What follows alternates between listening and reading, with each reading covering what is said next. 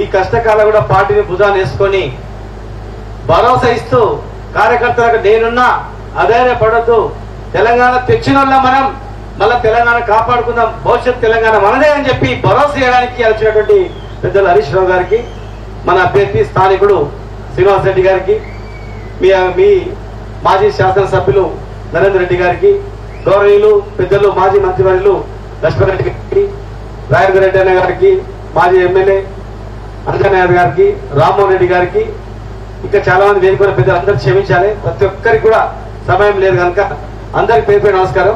చాలా విషయాలు మాట్లాడిండ్రు, నేను రెండే నిమిషాలు మాట్లాడతా, ఎందుకంటే మీకు కూడా ఆకలి అవుతుంది. ఇక చెప్పిందే చెప్తాం, అంతే, వేరే ఏం లేదు. ఇలా మీరందరూ కూడా కూర్చొని ఆలోచన చేస్తారు, ఎంత పొరపాటు చేస్తుందా, ఈ గవర్నమెంట్ తెచ్చుకొని ఎంత ఇబ్బందులు అవుతాయని. ఇంతకుముందు హన్వాడ నుంచి వస్తున్నాం, హన్వాడలో శ్రీనివాస్ రెడ్డి గారికి అడ్డం వచ్చింది కొంతమంది రైతు. ఏమైందంటే కొట్లని వచ్చింది, అడ్డం వచ్చింది. సార్ మీరు పోతే చూసినావా సేట్లు ఎండిపోయాయని చెప్పాను. మరి ఎవరు చేసిన బిడ్డ అంటే మేమే చేసుకుంటాం సార్, తప్పు పని చేస్తుంది అని చెప్పి నెత్తి కొట్టుకుని ఇట్లా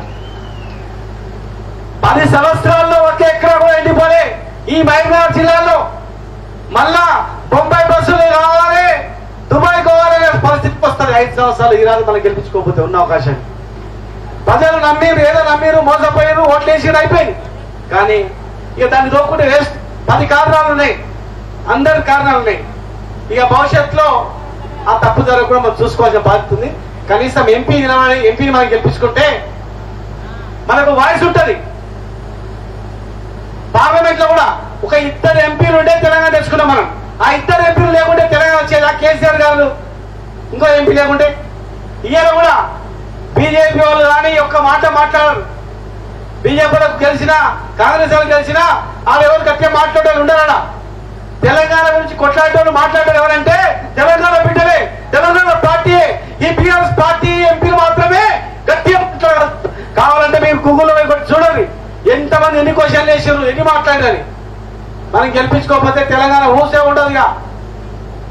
దయచేసి స్థానికుడు ఆయన ఇద్దరు కూడా గతంలో నిలబడ్డారు అభ్యర్థులు. వాళ్ళిద్దరు పండుగ వచ్చిందా, సస్తే రాలేదు, భక్తి రాలేదు, సూడికి రాలేదు, ఎప్పుడు పలకరియలేదు వాళ్ళిద్దరు కూడా. మళ్ళీ ఇప్పుడు ఎలక్షన్కి వచ్చిన తర్వాత పోతారు.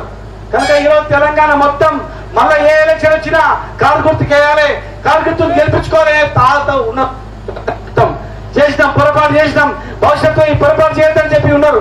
కనుక ఈరోజు మీరందరూ కూడా పార్టీని నమ్ముకొని ఖచ్చితంగా భవిష్యత్తు మనదే, ఖచ్చితంగా కేసీఆర్ గారి నాయకత్వంలో ఖచ్చితంగా మళ్ళీ మనం వస్తామనేటువంటి భరోసాతో అందరూ కూడా ఉన్నారు.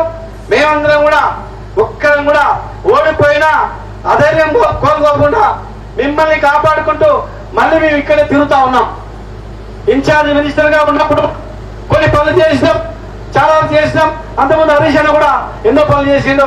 ఇలా మరి స్థానికంగా ఇక్కడనే ముఖ్యమంత్రి గారు వచ్చారు, మరి వారు ఏం చేస్తారో చూద్దాం. తెలంగాణకి ఏం జరుగుతుందో, మేం బాగా చేసినామా, ఆ ప్రభుత్వం బాగా చేసిందా చూద్దాం. ఒకవేళ వాళ్ళు ఇచ్చిన హామీలన్నీ కూడా 6 గ్యారెంటీలు ఖచ్చితంగా అమలైతే మనం కూడా 6 గ్యారెంటీలు అమలైనాయి, మనకన్నా బ్రహ్మాండంగా తెలంగాణ డెవలప్ చేస్తున్నారు సరే అని చెప్పి మాట్లాడదాం. అమలు కాకపోతే ఆ అమలు అయిన వరకు కూడా మనం మాట్లాడుతూనే ఉండాలి. ఖచ్చితంగా భవిష్యత్తులో మళ్ళీ టీఆర్ఎస్ గవర్నమెంట్ అధికారులు వస్తుందని చెప్పి తెలియజేస్తూ మరి అత్యధిక మెజార్టీతో స్థానికులైనటువంటి శ్రీనివాస్ రెడ్డి గారిని గెలిపించుకుంటే మనకు స్థానికేతరులను తరిమికొట్టి స్థానికులను మనం గెలిపించుకుంటే మనకు కూడా ఇజ్జత్ దక్కుతుంది, ఒక ఆత్మస్థైర్యం కార్యకర్త పెరుగుతుందని చెప్పని మీ అందరూ కూడా రిక్వెస్ట్ చేస్తూ కారు గుర్తుకు ఓటేసి అత్యధిక మెజార్టీతో గెలిపించాలని మీ అందరూ కూడా రిక్వెస్ట్ చేస్తూ కారు గుర్తుకే, కారు గుర్తుకే, కారు గుర్తుకే, జై తెలంగాణ.